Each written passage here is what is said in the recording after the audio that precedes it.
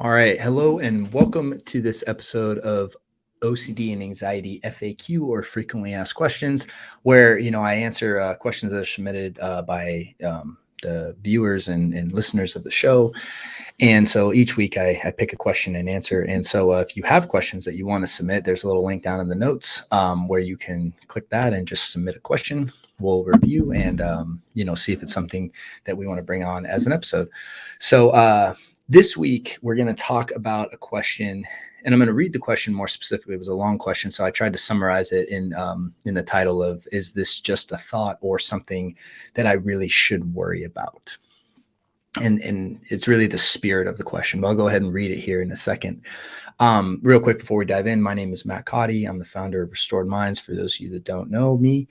And for those of you that are really looking for help with OCD and anxiety, we have some resources for you at restoredminds.com. Also some links in the notes that you can get started with. And while you're listening, we would really just appreciate if you would take just 2 seconds of your time and like and subscribe, as well as even going as far to leave a comment or review on iTunes or Spotify, hopefully a good one, just to help the show, help the algorithm, because this will help it get to more people that are struggling. And so let me go ahead and read the question, and then I will try to speak into it in as broad a topic as I can. So it says, hello. I hope my question makes sense. When I have an intrusive thought, I start to worry, right? And inevitably get caught in the loop. So this is the OCD and anxiety loop that I'm talking about. This is not me reading the question. This is just me kind of ad-libbing here. But I sometimes get what I have described as being muddled in the brain, where I start to question whether or not this is truly just a thought, or did in fact what I'm thinking about actually happen. It's almost a chicken or egg concept.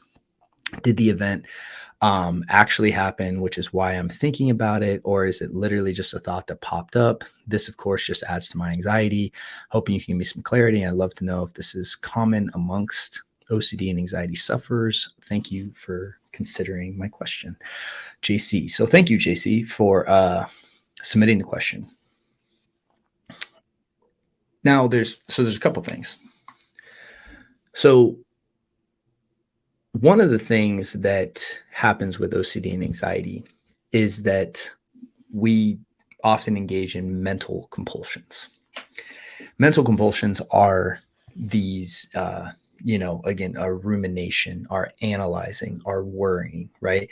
And what happens is when we do that, we're validating the idea that we really are in danger and this thing really needs to be figured out, or we're not safe. We usually don't worry when we feel safe, right? And what most people do, a lot of people who wrestle with OCD and anxiety, is they're just worrying all the time. They're just always in their mind about something. If it's not one thing, it just comes up with another thing. And the mind is just always chatting, right? And when we are engaged with the mind and we're essentially, fighting with the mind or trying to figure out whatever the mind is saying, or is this topic something I really need to figure out? And so that the thing about the mind is it has endless amounts of stuff that it's going to throw at you. And what we need to do is actually disengage the mind and allow our nervous system to feel all the feelings of fear and all this stuff that's going on. And by doing that, that actually teaches us that we're safe right now. A lot of what anxiety is about is I want to make sure I'm safe in the future. And the problem with that is that we live in our mind about the future all the time. So no matter where we are, right? So if we're like here on Monday and we're worrying about Tuesday, well, when we finally get to Tuesday, we're worrying about Wednesday. And then we're always one step ahead. And the problem with that is that we never live our life. I mean, I did this for a long time. And I've realized the biggest problem with OCD and anxiety is not the feelings, it's not the thoughts, it's that you miss your life. You miss it. It's happening right in front of you, and you miss it because you're in your mind worrying about whatever X, Y, or Z your mind is saying. Now, I'm not saying that it doesn't feel real. I'm not saying that the mind's not really producing thoughts, and these thoughts aren't, like the mind, you really are having those thoughts. And the mind coming up about whether or not this event was real or whether this was really something is just another thought, in my opinion. Because even if it is something that happened, it is something that happened in the past. Guess what? Can't change the past. Past already happened. It's not even real anymore because it doesn't exist. It's just because the only thing that exists is right now. And if you're living in your past or living in the future, that's where mental illness breeds. Like that is what causes people to be mentally ill in the present, is that they are in the past or in the present. I'm sorry, in the past or in the future. Come on, man, let's go. That's what breeds mental illness presently. This is why, like, I know Eckhart Tolle's book, The Power of Now, is the idea is like almost too simple for people, where they're like, what do you mean? Just live right here, right now? Yeah, right. That's all that actually ever exists. Right. And that's very much easier said than done in some cases, or in most cases. But that's the objective, right? Because it's the only thing that's real. And you can say, well, no, the past really did happen, Matt. It did. You're right. Like whatever it is. And the thing is that when you, and this is where people will get caught up in guilt of the past. And, it's like the past serves as a learning platform for the present. So if something happened in the past that you didn't like, best thing you could do from that is take it and learn from it, and how not to repeat that, or or how you could be better from that. In my opinion, that's the best use case for the past, is just how can I learn from it to be better right now? The future is something that's beyond anyone's control. And if you're trying to control the future, the thing is that you're not living from a place of trust. And what our objective is really when it comes to being mentally healthy, if that's really what we desire, is how do I be mentally, and emotionally and healthy and present and engaged in my day-to-day life at my highest capacity, is like I have to be present.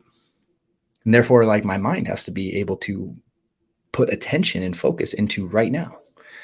And for most of us, what's happening is our minds are just chatting, right? This voice in our mind is chatting, and we're focused on what it's saying and then trying to resolve whatever it's saying and then trying to do life while we do that.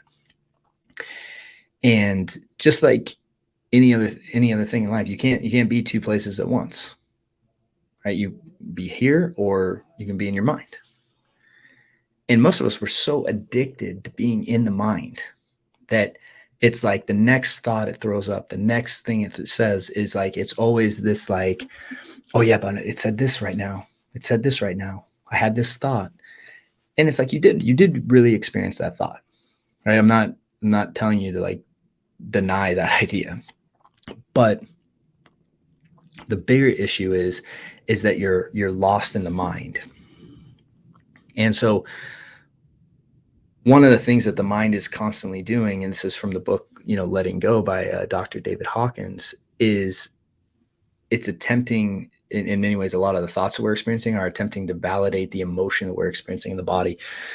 And this is why a lot of this work is actually not about getting into what the mind is saying, but it's about getting into the emotion that we're feeling into the body and being able to feel it in its entirety. Now, in many cases, OCD anxiety, we're talking about fear, right? This is why a lot of what people say they're afraid of in their mind is actually almost, in many cases, has nothing to really do with what they're really experiencing, because a lot of it's just a very primal, simple fear. Not simple in the sense of it's not like it's not intense, but it's just a very primal fear of rejection, fear of loss, fear of death, fear of losing control, all that stuff. And being able to feel through that is such a that is at the pinnacle of this recovery process. Because again, when you don't feel fear in the body, you move into green in your nervous system, you move into social engagement, right? When you talk about polyvagal theory, and you feel fine. You don't need to ruminate, you don't need to worry. So even when you're in your mind realizing that I'm in fight or flight, you being in your mind chatting and saying all this stuff, that's an indicator to you that you're actually in fight or flight.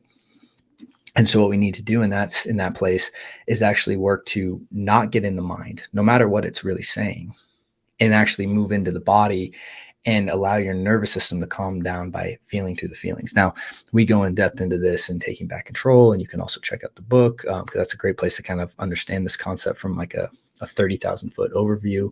And then, yeah, but that's really how I would answer the question. Is it's not really about like, is this a thought or is this something I should worry about, as much as it's about, not getting caught in that question in of itself, because that's just another thought.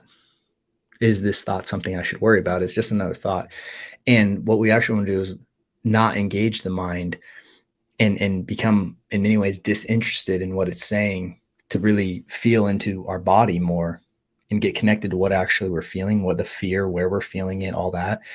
And by doing that, it actually takes a lot of the power out of the whole situation. And then once you feel safe, oftentimes you can look back and be like, I don't even know why I was giving that any attention or any engagement or anything, right? You can really see it from a clear place. So really, we want to try to get the nervous system to that safe space. And then the answer usually becomes obvious when it comes to worrying about something and whatever it was. So hope that helps. And again, thanks for the question. This was a great question. And I hope it's helpful for everyone listening. And with that said, if you're looking for help or looking for guidance, please check out restoredminds.com, or look at the links below. We have a couple places where you can get started there. So have a wonderful week, everyone, and look forward to seeing you on the next episode. Hey there, hope you enjoyed that recent video. We really would appreciate your support real quick if you could like and subscribe to our channel. And if you're looking for help with OCD and anxiety, please check out the links below or visit restoredminds.com, as we'd be happy to help you on your journey. Thanks so much.